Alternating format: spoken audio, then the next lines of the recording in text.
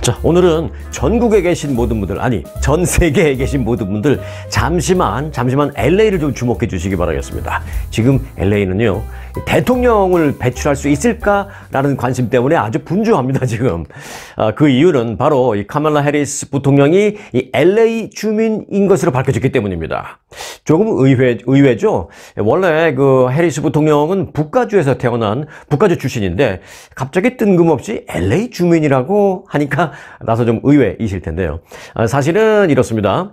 카말라 해리스 부통령이 그 남편 더그 엠호프와 거주하는 곳이 바로 LA로 알려졌습니다. 뭐 최근에 선거 때문에 LA에 이사 온 거 그런 거 아닙니다. 남편인 그 더그 엠호프와 결혼한 게 이제 불과 지난주에 그 민주당 전당대회 본인이 그 대통령 후보로 선출된 바로 그날이 바로 결혼 10주년 기념일이라고 했거든요. 그러니까 이제 결혼 10년 됐는데 결혼하면서 바로 LA에 이사 와서 살고 있었다고 합니다. 그러니까 10년째 LA 주민입니다. 왜냐면 이 더그 엠호프가 변호사잖아요. 그런데 이 헐리우드에서 엔터테인먼트 변호 같은 걸 많이 했어요. 그 법적인 그 연예인들 뭐 이런 사람들. 그래서 이제 그 일 때문에 엠호프가 LA 인근에 집이 있기 때문에 남편과 함께 살기 위해서 이제 LA로 왔는데 그게 벌써 10년이 넘었다는 것이죠. 자, 언론들은 이와 관련해서 LA가 해리스의 대권 도전을 뒷받침하는 제2의 고향이다라고 전하고 있습니다. 자, 월스트리트저널이 어제 이제 이 내용을 좀 크게 보도했는데 소개를 해드리면 이렇습니다. 그 해리스 부통령이 과거에는 휴가차 가끔씩 찾고 했던 바로 그 LA가 그런 그 도시였지만 그에게는 남편 엠호프와 결혼한 뒤에는 아예 LA로 이주해서 LA 주민이 됐다라고 보도했습니다. 그리고 이제 이에 따라서 LA가 그 해리스 부통령 그에게는 강력한 헐리우드 인맥을 만들어주는 중요한 도시가 됐고 또 대권 레이스에서 지금은 의외치 않게 강력한 도움을 제공받을 수 있는 그런 고향이 됐다라고 말하고 있습니다. 10년 전에 이사 올 때는 뭐 내가 여기 LA에 있으면서 헐리우드나 이런 부자 동네하고 네트워크를 만들어서 대권 도전해야지 아마 그때는 그렇게까지는 생각 못했을 겁니다. 하지만 참 인생이라는 게 알 수 없는 일이죠. LA에 10년 주민이 되다 보니까 그런 네트워크가 만들어졌고 그 네트워크가 이제는 대권 도전에 뒷받침, 힘이 돼주고 있는 그런 네트워크가 되고 있다는 것입니다. 캘리포니아 주에서 나고 자란 해리스 부통령은 원래 이제 LA에서 북쪽으로 한참 더 떨어져 있는 그러니까 이제 북가주라 그러죠. 북가주 오클랜드에서 태어났습니다. 대학을 졸업한 뒤에 해리스 부통령은 태어난 고향에서 멀지 않은 샌프란시스코에서 검사로서 경력을 시작했습니다. 2004년부터 2011년까지 샌프란시스코 검사장을 역임했죠.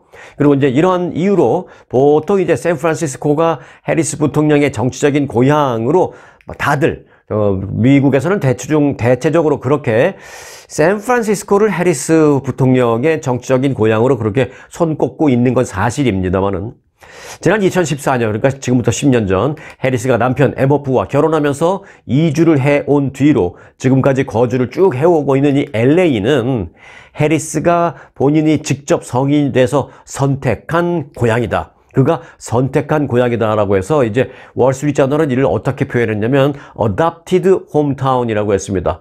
adopted hometown. 자, 그가 이제 선택해서 자신이 그 결정을 한 그런 홈타운이다. 뭐 제2의 고향, 뭐 우리 한국에서는 그런 식으로 많이 표현합니다만은 미국에서는 그가 스스로 선택한 고향이다. adopted hometown이다라고 표현을 했습니다. 자, 해리스 부통령은 2021년 그 한국의 문재인 대통령 당시 대통령과 이제 만났을 때도 이렇게 말했습니다. 대통령님, 내가 살고 있는 LA에는요 코리아타운이라는 게 있습니다. 라고 말하기도 했습니다. 내가 살고 있는 LA의 코리아타운. 또 이제 폴란드 대통령을 또 그 이후에 만나서 회담을 가진 적이 있었는데 그때는 또 이렇게 말했습니다. 내 고향 LA에는 많은 수의 폴란드계 사람들이 있습니다. 나는 그걸 알고 있습니다. 이렇게 말하는 등 어느 순간 LA를 자신의 고향이라고까지 그렇게 한 나라의 일국의 대통령하고 만나서 회담을 할 때도 LA를 자신의 고향이라고까지 표현을 하고 있습니다. 자, 월스트리트저널은 비록 해리스의 권력으로 가는 길은 북가주에서 시작이 됐지만 현재 진짜 중요한 그의 시간은 LA가 있는 이 남가주에서 진행이 되고 있다라고 평가를 했습니다. 자, 월스트리트저널은 구체적으로 본다면 이제 그가 대통령 선거에 출마하게 되면서 해리스가 10년 전에 이사를 해온 뒤로 그 만난 그 지역의 그 친구와 그 지역의 이웃들은 이제 해리스가 백악관으로 가기 위해서 필요한 여러 유력한 인사가 되고 있고 또 유력한 기부자들로 거듭나고 있다라고 전했습니다. 그것은 바로 그가 LA라고 제가 표현을 했지만 사실은 LA와 붙어는 있지만 공식 오피셜리 그 우편선상의 이름은 이제 브렌트우드라는 아주 부자 동네에 살고 있기 때문입니다. 이 해리스 부통령의 그 LA 자택은 남편 에머프가 그와 결혼하기 전에 산 그 집입니다. 정확하게 말하면 이제 그 우편 주소상으로는 LA라고 되어 있지는 않고 우리가 이제 광범위하게 그렇게 말하지만 LA하고 붙어 있는 접경 도시죠. LA 그 서쪽 사이드의 고급 주택가인 브렌트우드라는 곳에 위치해 있습니다. 뭐 베버리 힐스 못지않은 그런 부자 동네죠, 여기가. 2021년 그 부통령에 취임하면서부터는 워싱턴 DC에 있는 그 부통령 관저에 가서 지내고 있지만 해리스 부통령은 그 부통령 임기 중에도요 거의 매달 LA 자택을 찾아서 이 브렌트우드 자택을 찾아서 휴식을 취하거나 또는 각종 정치 행사 또는 뭐 문화 행사 등등에 참여를 하면서 인맥을 꾸준히 구축해 왔던 것으로 알려졌습니다. 월스트리트저널의 그 해리스 부통령 일정 그 분석을 해놓은 거 보니까요. 자, 일단 지난해를 보면 지난해 한 해 동안에만 이 해리스 부통령은 최소 59일간 LA에 머무른 것으로 밝혀졌습니다. 1년 중에 단 2달만 빼고 매달 LA를 방문한 것으로도 그렇게 볼 수가 있습니다. 이 해리스 부통령은 대선 캠페인이 본격화된 그 올해 들어서도요, 총 6차례나 LA를 찾아왔고요. 그때마다 이제 이곳에서, 자기 집에서 모금 행사와 같은 유세 일정을 계속 잡고 행사를 했고, 또 LA를 선거자금 모금세의 중심지, 로 만들고 있었다라고 월스트리트저널은 전했습니다. 이 해리스 부통령의 한 측근은요, 해리스의 LA 방문은 종종 뭐 단순한 휴식을 위해서도 올 수가 있지만, 뭐 휴식 제일 좋은 것은 내 집에서 쉬는 거잖아요. 그래서 제대로 휴식을 취하기 위해서 주말에나 이럴 때 뭐 LA를 와서 집에서 휴식을 취할 수도 있지만, 사실은 거의 대부분 휴식 그 이상이다라고 사람들은 표현하고 있습니다. 그러면서 민주당 관련 행사 등의 일정이 포함된 경우가 대부분이었다. 이렇게 전하고 있습니다.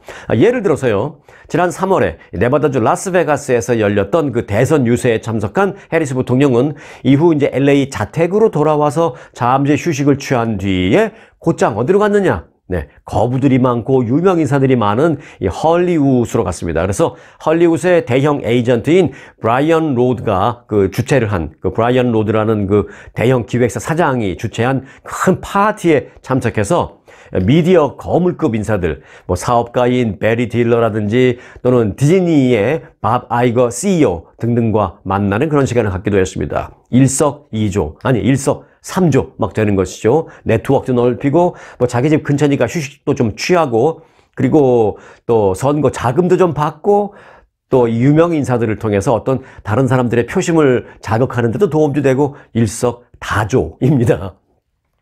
이 다음 달 대선 후보 TV 토론회가 있죠. 다음 달 10일 그 대선 후보 TV 토론회를 주최하는 게 어디예요? 디즈니가 갖고 있는 채널 ABC잖아요. 그 디즈니 회장 밥 아이거하고도 친한 친분을 갖고 있는 게 결국 이제 ABC와도, 그래서 이제 트럼프 전 대통령이 ABC하고 막 하기 싫어했던 그런 이유가 또 있긴 하죠. 자, ABC의 운영에 관여하는 게 이제 디즈니인데, 그런 이제 디즈니하고도 친한 디즈니의 그 고위 임원이나 또 뭐 다 고위 임원, 아까 말씀드렸죠, 밥 아이거 CEO 또는 최고위 임원 데이나 월든 등등도 역시 그 해리스 부통령 부부와 오랜 친구로 알려졌습니다. 그리고 또 이 브렌트우드라는 곳에 같이 사는 또 이웃인 것으로 알려졌습니다. 이웃이자 정치적인 뭐 동지, 지지자 등등등. 백악관은 해리스 부통령이 LA에 있는 동안에 업무를 할 수 있도록 그의 집이 있으면 그 주변에 있는 집들을 샀어요, 백악관이. 정부 돈으로. 그래서 왜냐하면 이제 안전 때문에 또 보안 때문에. 그래서 그 해리슨 부통령의 집이 있으면 그 주변에 있는 집을 정부가 사서 그 주변에 있는 집들은 누가 들어가 있느냐? 백악관 요원들이나 보안 요원, 경호 요원들이 거기서 머물면서 해리스 부통령이 그 자택에서 일을 할 때 보안 관리, 뭐 통신 관리 등등을 하는 그런 어떤 전축 기지로 운영하고 있는 것으로 알려졌습니다. 예, 하지만 이제 이웃들과는 그럼에도 뭐 한 집 건너 이웃들과는 스스럼 없이 지나고 있는 것으로 알려졌습니다. 자, 브렌트 우드의 다른 이웃들도 이제 뭐 동네 컨트리 클럽이나 또는 뭐 멕시칸 식당, 뭐 프렌치 식당 이런 곳에서 저녁을 먹기 위해 나타나는 해리스 부통령을 자주 본다고 하고요. 또 해리스 부통령의 동선을 이미 그 주민들이 다 알 정도로 친밀한 관계라고 합니다. 이렇게 산책을 하다가 어느 식당에 가서 뭐 먹고 대충 몇 시쯤 되면 나와서 집으로 가고 뭐 대충 서로 다 아는 거죠. 옛날 우리 한국식으로 표현하면 그 집에 숟가락 몇 개 있는 것까지 안다 뭐 이러는데 뭐 그렇게까지는 아니지만 좀 친밀하게 이웃들과 인사도 하고 다니니까 웬만하면 해리스 부통령 저 동선을 주민들이 다 안다라는 것입니다.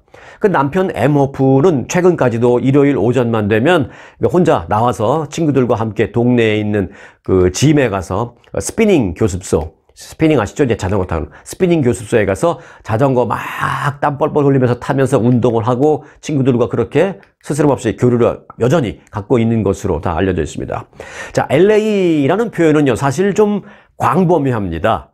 지금 이제 해리스 부통령의 집이 있는 브렌트 우드라는 곳은 LA와 붙어 있기는 합니다만은 지역 이름은 다르죠. 하지만 뭐 넓은 의미로는 다 LA라고 표현을 합니다. 예를 들어서 뭐 한국 가서 미국에서 왔다고 미국 어디 살아요? 그러면 브렌트우드 살아요. 그러면 누가 알아요? 모르죠. 그러면 그냥 LA에 삽니다. 뭐 다 그렇게 얘기하죠. 광범위하게는 좀 그렇게 표현을 하죠. 이제 이 안에서 그러니까 이제 LA 에어리아에 살고 있는 뭐 우리들끼리는 뭐 브렌트우드냐 뭐 어디냐 뭐 다 구분하고 살고 LA냐 오렌지 카운티냐 뭐 글렌데일이냐 이런 식으로 우리끼리는 구분을 합니다만은 뭐 전국적으로 얘기를 할 때는 뭐 굳이 구분이 필요 없이 광범위한 의미로 다 LA라고 합니다. 자, 그렇게 본다면 LA와 LA 인근에서 대통령을 배출할 수 있겠구나라는 그런 기대감 때문에 지금 LA의 많은 주민들이 지금 흥분하고 좀 흥미롭게 지금 지켜보고 있는 그런 상황이다라는 것입니다. 그럼 이제 LA와 LA 인근에서 그럼 대통령을 배출한 적은 없느냐? 아닙니다. 사실 뭐 적지 않이 있습니다. 자, 제일 먼저 떠오르는 분이 바로 공화당의 로널드 레이건 전 대통령입니다. LA에서 북쪽으로 한 30-40분 정도 가면 한 40분 좀 더 넘게 가나요? 한 40-50분 가나요? 시미밸리라는 곳이 있습니다. 시미밸리. 우리 한인들도 여기 많이 사십니다. 제가 아시는 분들도 거기 몇 분 사시는 분 저만 해도 여러 명 알아요. 그 한인들도 많이 거주하는 시미밸리라는 곳이 바로 로널드 레이건 전 대통령이 그 홈타운입니다. 거기가. 그래서 이제 레이건 대통령은 이곳 출신이고 그래서 이제 거기 가면 시미밸리에 가면 레이건 대통령 기념관도 있습니다. 저도 오래전에 한번 가봤는데요. 재밌었습니다. 한 번쯤 가볼 만합니다. 거기 가면 이제 에어포스 원이라고 레이건 전 대통령이 타던 그 비행기를 그대로 갖다놓은 건지 아니면 똑같이 만든 건지는 제가 확실치 않은데 하여간 그 비행기가 거기 있어서 그 안에도 들어가 볼 수 있고 안에 들어가면 대통령의 회의실은 어떻고 그 침실은 어떻고 뭐 화장실은 어떻고 통신시설은 뭐가 되어 있고 참모들과 회의하는 자리 이거 대통령 전용기를 똑같이 그 안에서 볼 수 있게끔 다 되어 있어서 아주 재밌게 본 적도 있었습니다. 자, 그리고요 LA에서 이번엔 반대로 북쪽이 아니라 이제 동쪽으로 한 40-50분 정도 가면 요바린다라는 곳이 있는데요. 여기도 우리 한인들이 엄청 많이 사십니다. 시미밸리보다 더 많이 살아요. 요바린다는. 이제 그런데 그 요바린다는 또 누구냐? 리처드 닉슨 전 대통령을 배출한 곳입니다. 역시 그곳에도 리처드 닉슨 라이브러리라는 그 대통령 기념관이 있습니다. 그 외에도 굳이 좀 더 연결을 시킨다면 버락 오바마 전 대통령은 LA 인근에 있는 그 옥시덴탈 칼리지라는 곳에서 2년 동안 공부를 했는데 그 2년 동안 그곳에서 공부를 하기 위해서 LA에 2년간 거주한 적이 있는 그런 인연도 또 있고요. 이게 너무 막 어거지로 좀 갖다 붙이는 경향이 없진 않은데 한 가지만 더 갖다 붙이겠습니다. 또 제럴드 포드 전 대통령은 LA에 살지는 않았지만 대통령 임기 다 끝나고 대통령 퇴임 후에 돌아가시기 전까지 LA 인근, LA에서 한 2시간 정도 가죠. 팜스프링스. 다 잘 아시죠? 따뜻한 곳. 근데 여름에는 또 너무 더워요. 겨울에는 아주 따뜻하고 좋은데. 여하튼, 그 아주 휴양지로 유명한 LA 인근 팜 스프링스에 퇴임 후에 그쪽으로 가셔서 거기서 거주하시다가 그곳에서 돌아가셨습니다. 네. 해리스 부통령 얘기하다가 보니까 뭐 레이건, 포드 대통령까지 막 나왔는데 아무튼 지금 그 LA는요, 오랜만에 대통령을 배출할 수 있는지 이것으로 인해서 아주 흥미롭게 현 상황을 지켜보고 있는 상황이다라는 말씀을 드립니다. 자, 그럼 오늘 현재 해리스 대 트럼프, 트럼프 대 해리스의 지지율 경합 내용을 좀 보겠습니다. 결론부터 말씀드리면 7개 경합주 기준으로 보면 두 사람 모두 3승 1무 3패 똑같은 동률을 기록하고 있습니다. 3승 1무 3패. 좀 보면 이렇습니다. 무소속의 그 로버트 케네디 주니어 후보가 선거운동을 중단하고 트럼프 전 대통령 지지를 선언했잖아요. 그 이후에 실시된 여론조사이기 때문에 이게 아주 중요한 겁니다. 그 조사에서 이 해리스 부통령과 트럼프 전 대통령이 치열한 백중세를 보이고 있습니다. 지역 안에서도 그렇습니다만은 넓게 봐도 그렇다는 것이죠. 정치 전문 매체 더 힐과 에머슨 대학이 공동으로 이번 주에 그 7개 경합주에서 실시한 여론조사를 보면 두 후보는 똑같이 3개 주에서 박빙의 우위를 보였고 그리고 한 곳에서 동률을 이뤘습니다. 그러니까 3개 주, 한 후보는 여기 3개 주에서 이기고 또 한 후보는 여기 3개 주에서 이기고 나머지 하나는 동률. 이렇습니다. 해리스 부통령은 그러면 어디 이기나 볼까요? 자, 해리스 부통령 조지아주에서 49대 48, 미시간주에서 50대 47, 네바다주에서 49대 48로 그야말로 뭐 박빙입니다만은 일단 승. 뭐 이걸 갖고 이겼다라고 말하기는 어렵습니다만 일단 수치로만 보겠습니다. 일단 그렇게 해리스 부통령이 이렇게 3개에서 승. 그리고 이제 트럼프 전 대통령은 애리조나주에서 50대 47, 노스캐롤라이나주에서 49대 48, 위스콘신주에서 49대 48로 역시 박빙이지만 승. 자, 그리고 펜실베니아주에서는 48대 48로 동률을 이뤘습니다. 그래서 이제 양쪽 공이 3승 1무 3패를 기록 중이다라고 말씀을 드릴 수 있습니다.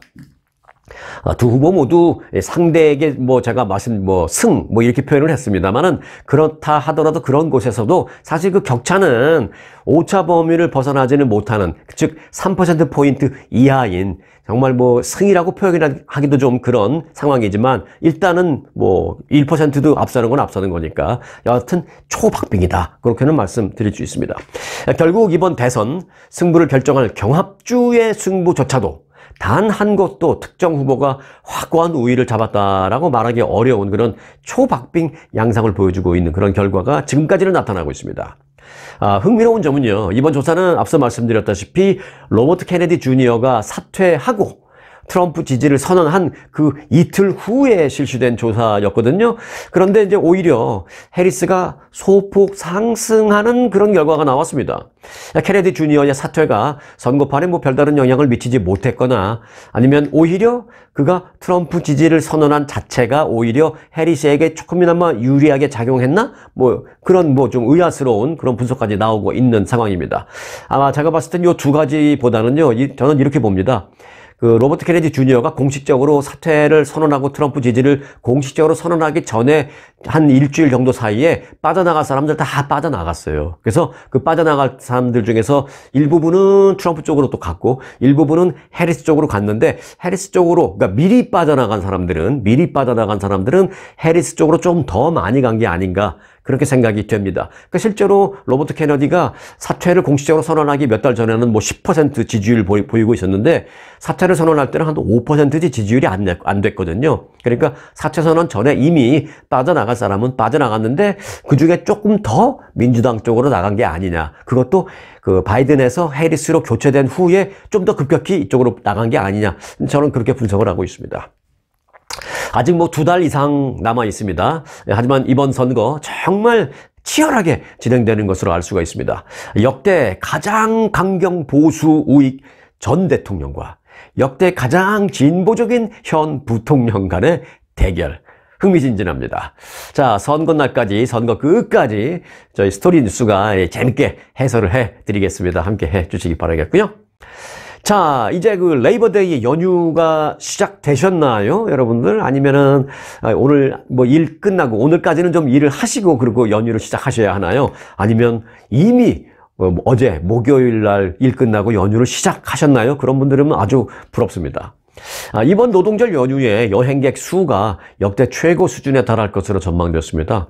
연방교통안전국에 따르면요, 다음 주 수요일까지, 원래는 이제 월요일까지가 연휴잖아요. 그런데 길게 보면은 다음 날 노는 사람도 좀 있고, 더 길게 보면 수요일까지도 휴가를 잡아서 그렇게 노시는 분이 있다는 겁니다. 그러니까 휴가를 좀 쓰는데 목, 금을 휴가를 쓴 게 아니라 토일, 월에다가 화요일이나 수요일 쪽에다 휴가를 놓으신 분도 계세요. 그래서 다음 주 한 수요일까지 노동절을 전후한 기간 동안에 여행객이 급증한다는 것입니다.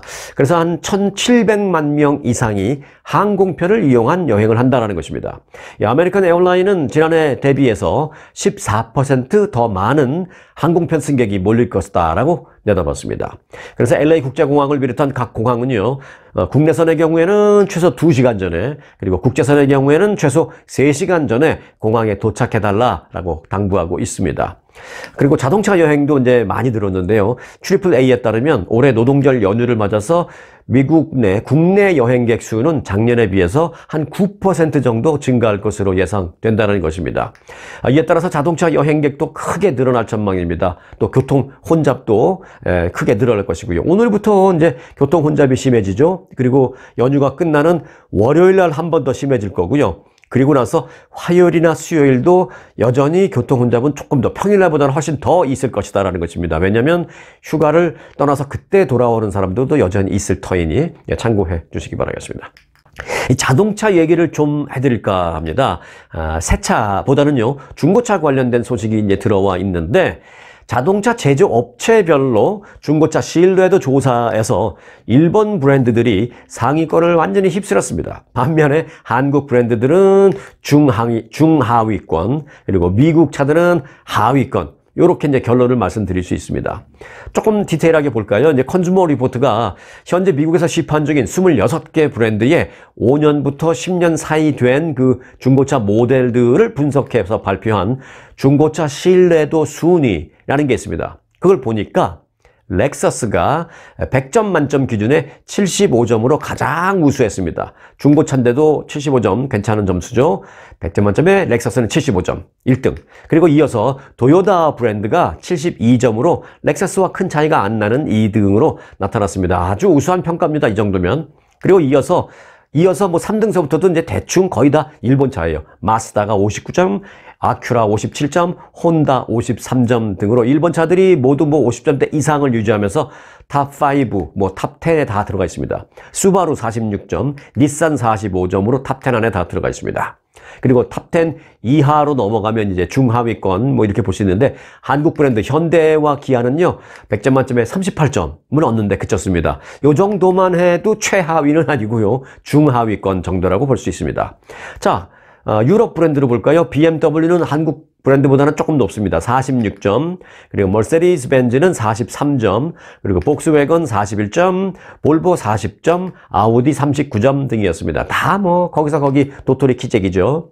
미국 브랜드는 뷰익이 47점, 캐딜락과 링컨이 42점, 쉐보레 38점 등이었고요. 그리고 그 외에 나머지 미국 브랜드의 중고차는 뭐 점수가 뭐 20점대로 떨어지면서 최하위권으로 처졌다라고 말씀드리겠습니다. 자, 모기지 금리가 드디어 조금씩 내려가기 시작하네요.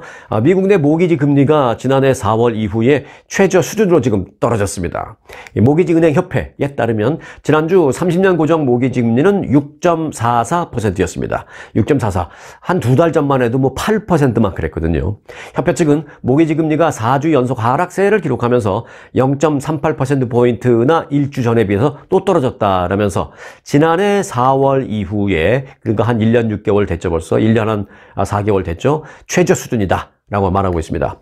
모기지 금리가 계속 떨어지면서 이제 리파이낸싱, 재융자하려는 사람들의 건수가 증가하고 있습니다. 그래서 일부 주택 구매자들은 집을 살 때 그 이자율을 혹시나 또 올라가는 거 아니야? 좀 걱정하고, 뭐 다음 달에 내려간다라고 뭐 많은 말은 나오지만, 일단 집을 살 때 이자율을 변동으로 한다 하더라도 변동 이자율이 당장 다음 달부터 할 수 있는 건 아니고, 변동 이자율을 한다 하더라도 뭐 한 3년 후, 뭐 5년 후 이런 식으로 되어 있으니까 그때 가서 또 어떻게 될지 모르겠으니까 주택 구매자들은 한 두세 달 전에 비해서 1, 2% 떨어졌으니까 난 이것도 땡큐 해서 지금 이자율을 집 살 때 아예 락인 고정시켜버리는 사람들도 가끔 있다고 합니다. 근데 제 생각에는 지금 이 이자율을 락인하는 건 좀 무리인 것 같다는 생각을 합니다. 자, 여하튼 이 모기지 금리 하락세는요, 다음 달에 기준금리 인하가 지금 유력한 상황이잖아요. 근데 그런 것과 더해서 또 고용시장이 좀 둔화되고 있고, 이런 것들이 뭐 우선적으로 좀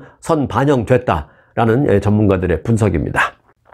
자, 한국 뉴스 중에 관심이 될 만한 소식이 있어서 한 두 가지 정도 짧게 좀 전해드리려고 하는데요. 자, 이 영상 보시는 분들 중에 본인이 또는 남편 되시는 분이 이 한국에서 군대 다녀오신 분들 계시죠? 또는 뭐 삼촌이 됐든 사촌 오빠나 사촌 형이 됐든 한국에서 군대 다녀오신 분들 계시죠? 그 당시에 그분들이 또 여러분들이 근무했을 때 일반 사병의 월급이 얼마였는지 혹시 기억하시나요? 뭐 예를 들어서 가장 뭐 높다는 병장의 월급이 그러면은 얼마였는지 기억하시나요? 네. 저는 정확히 기억합니다.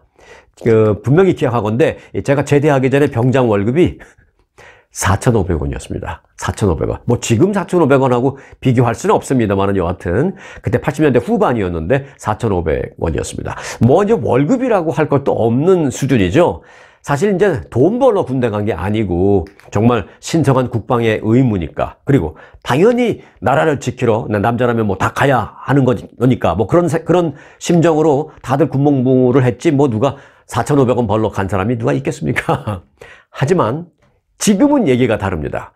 내년에요, 대한민국 육군 병장 월급이 무슨 장교나 하사관도 아니고 그냥 일반 사병 병장 월급이 내년에 205만 원까지 오른다고 합니다.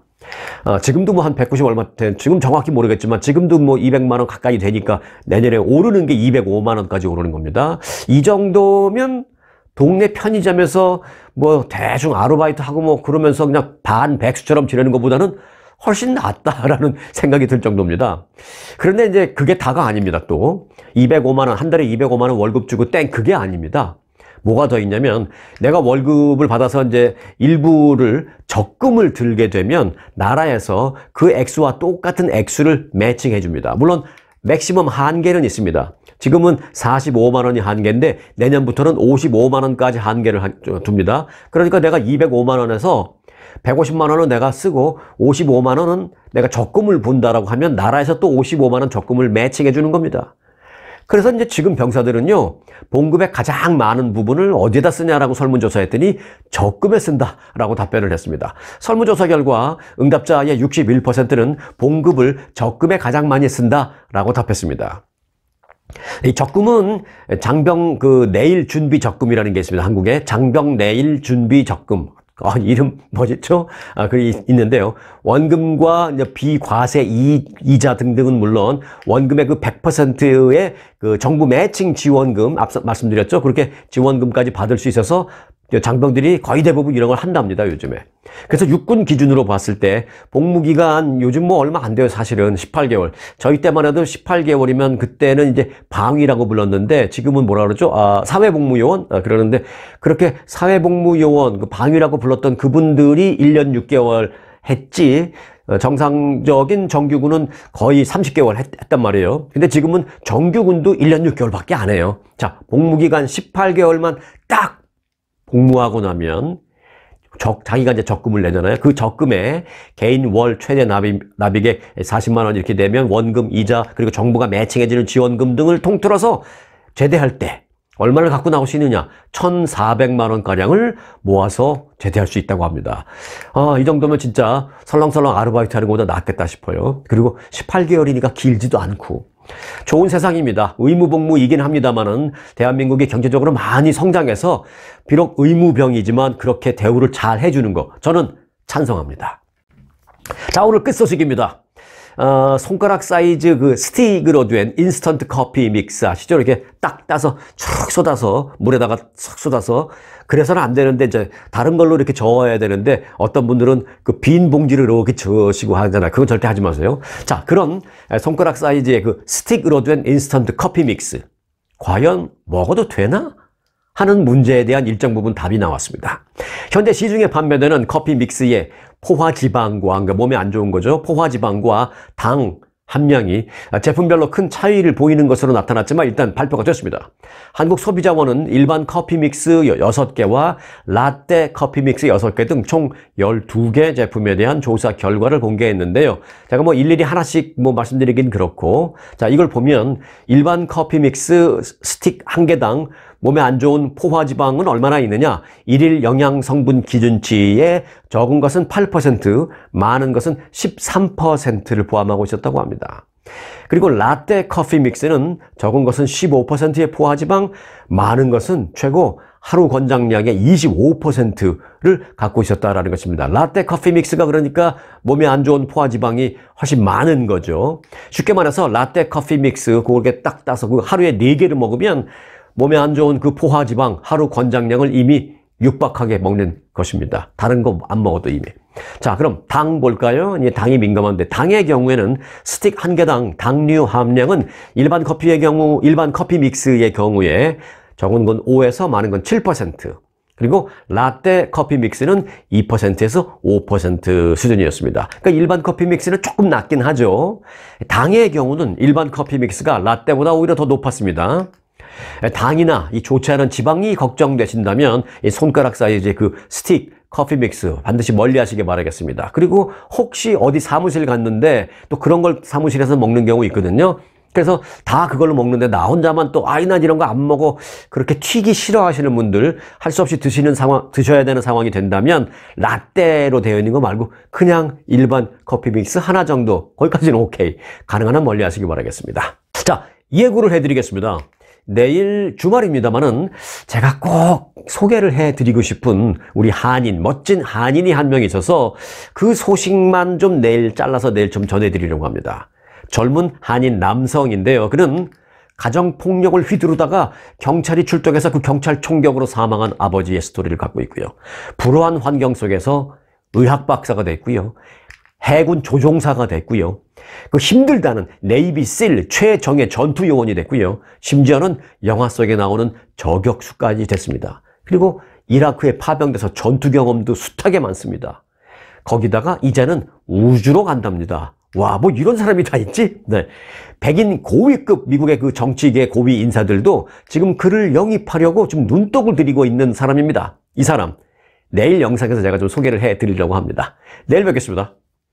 대통령상 수상에 빛나는 초특급 아주 투어 모국 관광. 아주 모국 관광의 인기 비결은 전 일정 5성급 호텔의 럭셔리 숙박. 아주만의 27인승 VVIP 버스. 엄선된 맛집들이 선사하는 최고의 식사. 고객들의 표정이 증명하는 아주 단독 모국 관광은 그 누구도 따라할 수 없는 최고 인기 관광입니다. 건강검진도 모국 관광과 함께 하시면 훨씬 더 편리합니다. 모국 관광도 역시 아주 좋은 아주 투어.